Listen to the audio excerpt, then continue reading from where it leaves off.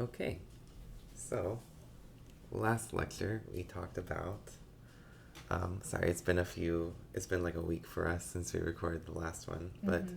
we were talking about Heidegger's general project and what the question of being meant for him. Mm-hmm. So we're going to continue now and talk about like sort of what his method was like in actually approaching this question. Um, Okay. yeah, so like you can tell like when he starts being in time, it's a question that's very um, difficult to pose clearly or to because like because it's something that it's like being's like a concept we haven't fully encountered, so like it's not clear like where we go looking for it. And he proposes this understanding of or this particular entity that he calls Dasein, which is his word it's just for just being there. It's like people often just kind of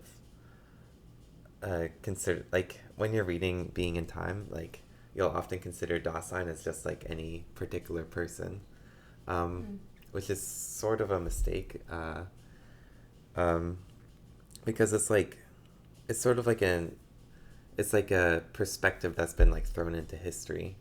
It's like it's not like he doesn't think of it as like a cognitive entity or like the human brain or something like that. So He it's de- not something tangible. yeah, it's like it's definitely not like a Cartesian ego, like something that's like a solid foundation. It's just this experience of being like of this like this realization that you're there, that you exist. Consciousness Sort of like that, but yeah, he avoids that word on purpose. or awareness. Yeah, but he avoids anything that sounds like too subjective like that. And so like most translators, instead of trying to find a appropriate word in English, they usually just leave it as Dasein because Mm. it means something very particular for him. Mm. It's like the word Tao, the word Tao in Taoism. Yeah, it's almost like untranslatable Yeah. like that. Yeah. Um, It's better to leave it as a symbol. It is. yeah, right. Um, cool. So yeah, so this is how he says for being in to address this question of being, we need to analyze Dasein, and this is the entity for which its own being is an issue. So that's what's unique about Dasein amongst all other entities So Dasein own being is an issue. for itself. Yeah, it's Mm. like what's unique about Dasein is that it's concerned about being. It's Mm. like people. Yeah, I think interpreters often suggest that Dasein is sort of like a being that's like embedded in language and culture. It's like it's like a being that like can raise the question of beings and can raise the question of what its own life is for, and what it wants what it wants to do, how it wants to occupy itself, and what things concern it. It just sounds like everyone around us, It is. including us. It's very general and ambiguous, but like this is like he thinks like he's basically going to carry out like an existential interpretation of Dasein of like how it lives its life Mm-hmm. to like better to get to this question of being, because he thinks like it like basically we always like the question of being like is always encountered within this like limited horizon of Mm. Dasein. Um, so like we have to better understand this. Mm. So it's like the one entity that's attentive to this question, which was the main question of this book. It asks what things there are, like tries to understand things theoretically. It just Mm. like cares about things. Like at one point in the book, he says like like like Dasein's essence is like care. Is that just that it cares about things, that it has like concern for the world. Why does it sound like some very common virtue like love and peace? It sounds like that, but like even like projects that are like violent would be an instance of care in his mind, Mm. like even if they're not good. So it's not he's not like thinking about virtue when he uses this word. It's just it's the fact that you're like concerned about being and about your way of being in the world, Mm, I see. however you choose to fulfill that. Yeah, so Dasein is like the one entity that's like attentive to the question of being. So yeah, and it sounds like too close to like, yeah, almost like Cartesianism, where like he kind of like Descartes kind of clarified knowledge, where um, by um, by like understanding the like like by like basically starting from this ground zero of the ego of like this just this conscious awareness of the world, and Ground using that to build certain knowledge. ground zero for ego. What is that? The ego. I was saying like ground zero for Descartes for like establishing Uh, scientific knowledge was like the ego. the ego. By ego you mean like our ego? Like the I. Oh, I see. Like just like conscious awareness. I see. For Descartes it was like he doubted everything about his external world, and then yeah, but reached this core of like thought that he couldn't question that I myself exist when I'm proposing these questions. So he used that and used his like awareness of the outside world to start building certain knowledge. So if you're not careful while reading this, it sounds very close. That's why like people always warn you that Dasein isn't just consciousness. Um, it's because it sounds like you would just kind of understand how human brains, like how the human mind works, and you understand being and you're good to go. I think But it's more like you're aware of what you are thinking, like your thoughts, your feelings. well, yeah. So that's the Cartesian story, and that's what he has like he thinks falls short of like the actual question of being. What does Cartesian mean here? like Descartes. Huh. Cartesian means Descartes. Yeah, like the form of Descartes' thought. Yeah, Oh, it's specific to him. yeah. It's like saying Oh. Heideggerian. Like if if I were talking about Descartes, I would say Cartesian. It's just the adjective associated with his name. Yeah. So yeah, and like in Descartes' philosophy, that's the idea that you have like awareness of the outside world, and it's like thought is like, although there's like uncertainty, it's like usually like there's like rational thoughts are like the clear and distinct ideas are indubitable. The thing about Dasein is that it's like often wrong about it often goes astray in its understanding of being. And the word he uses is that it's inauthentic. It's like not true to its own being. It lives in a way that like it gets lost in what he calls like idle chatter. And it picks up all these other projects that are like sort of swayed by history without being true to its own essence. So yeah, he says like from the very beginning it has fallen into various projects, and fallen is a word that has like Christian resonance with like the fall from Eden basically. And you should it definitely like that's definitely intentional. That so basically falls into these various historical projects, like careers and historical concerns that aren't its true calling. Yeah, so when I was taught this, and my professor had a reading of Being in Time that it was like very Augustinian. What is that? What So does Augustinian mean? Augustine was a medieval Christian philosopher, and he wrote the Confessions. And this is an interpretation I've seen in other places, like in this book Heidegger's Confessions, which is really good. I think it's by Ryan Coyne.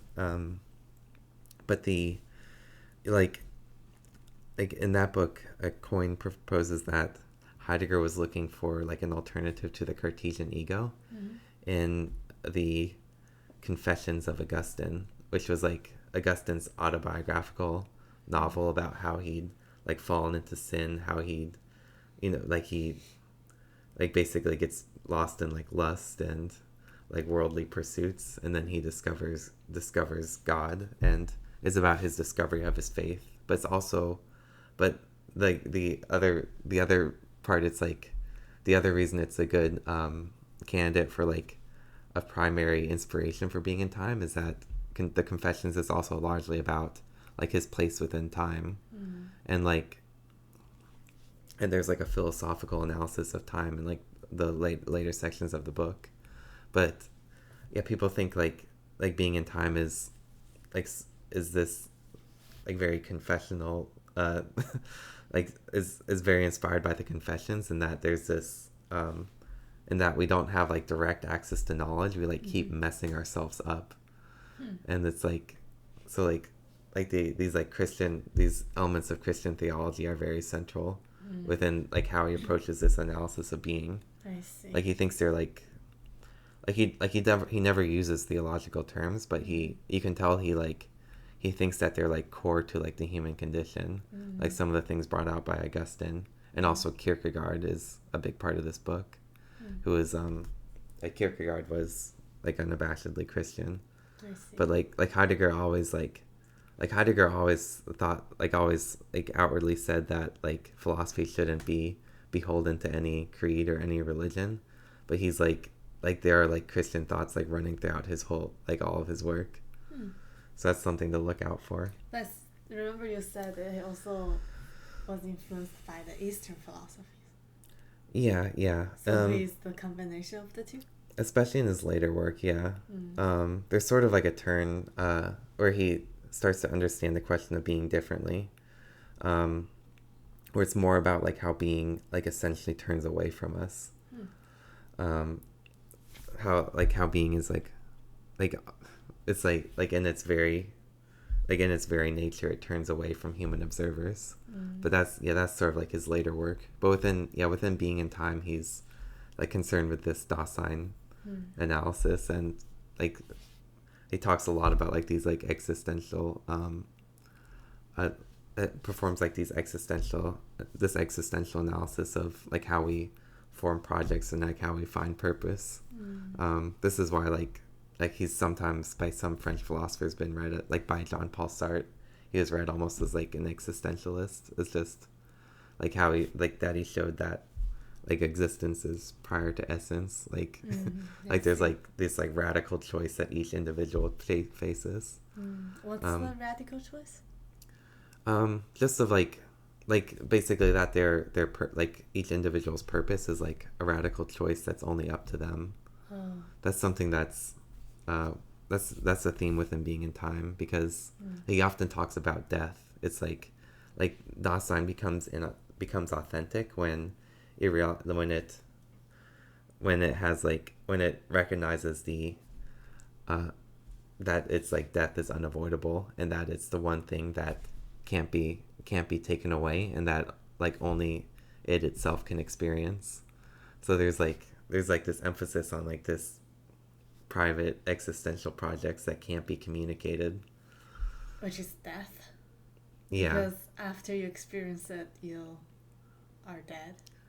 It's like the one thing that you don't have in common with other people is your own death. I thought what everyone has in common is death. But my own death as like a historical moment. It's like everything else is like part of a community. It's like it's all adopted from other people. Like we pick up like all of our like the way we engage in the world is like guided by like sort of like everyday, like average everydayness. It's like just like what people tell us to do to get a career, to care about like starting a family. But you can also say this about birth. Yeah, actually that's what Hannah Arendt says. I am proud of myself. And also like that, like it's also how you die. The process of dying is also affected by the outside world. You may die in an ICU. Actually, I just read an article in The Economist of like parents insisting on keeping their baby alive in the ICU for 2 years. Oh gosh. Yeah, which is a waste of resources, but that's a different story. But like some people may choose like, I'll just die peacefully, let me go. Like, well, I think it's still different. Well,